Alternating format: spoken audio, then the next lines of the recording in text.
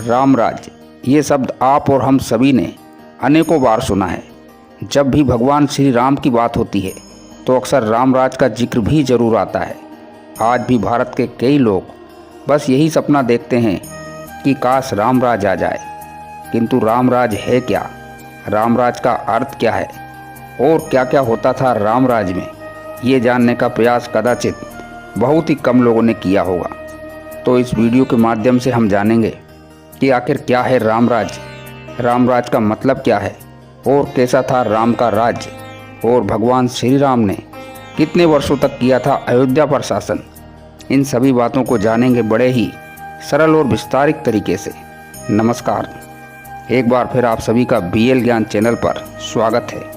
Video में आगे बढ़ने से पहले आपसे एक बार फिर निवेदन है कि अभी तक आपने हमारे इस चैनल को सब्सक्राइब नहीं किया है तो चैनल को सब्सक्राइब जरूर कर लीजिए। साथ ही यदि वीडियो पसंद आए तो वीडियो को ज़्यादा से ज़्यादा शेयर भी कीजिए, साथ में वीडियो को लाइक भी कीजिए। तो शुरू करते हैं। सबसे पहले बोलिए जय श्री राम। मर्यादा पुरुषोत्तम भगवान श्री राम जब अपना 14 वर्षों का वनवास खत्म करके व रावण का वध करके अयोध्या वापस लौटते हैं, तब वे रामराज की स्थापना करते हैं। रामराज या शासन की राजधानी अयोध्या थी।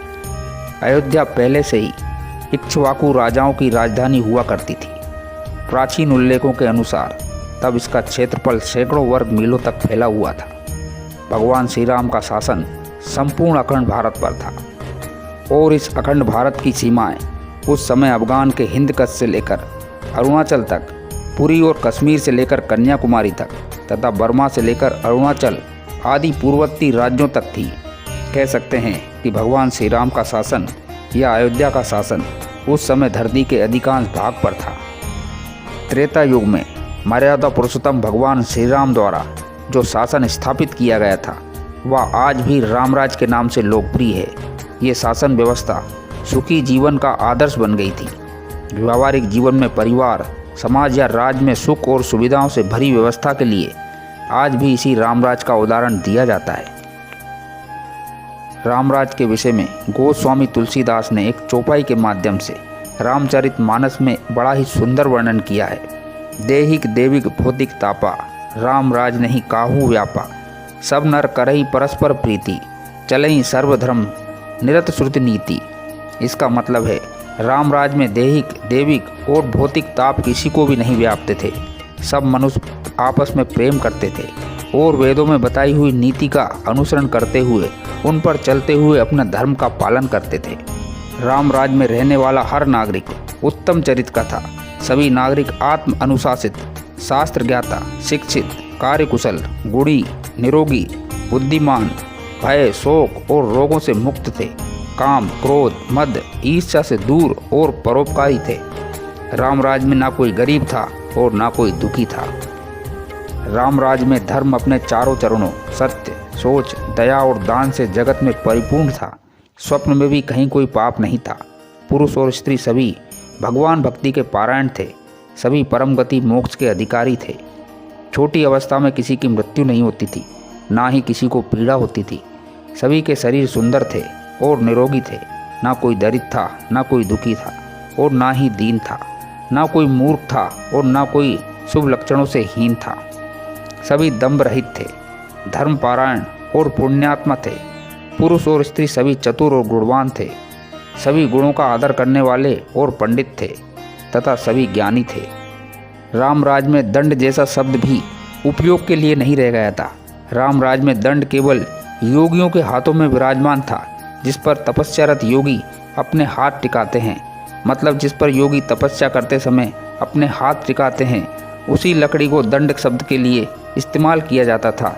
दंड जैसा अयोध्या में कोई बचा ही नहीं था जिसे दंड दे।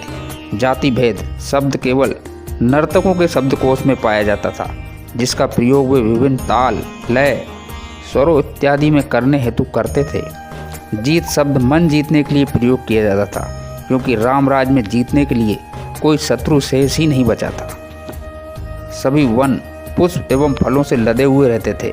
वन में सिंह एवं हाथी एक साथ विचरण करते थे और नदी के घाट पर एक साथ पानी पीते थे।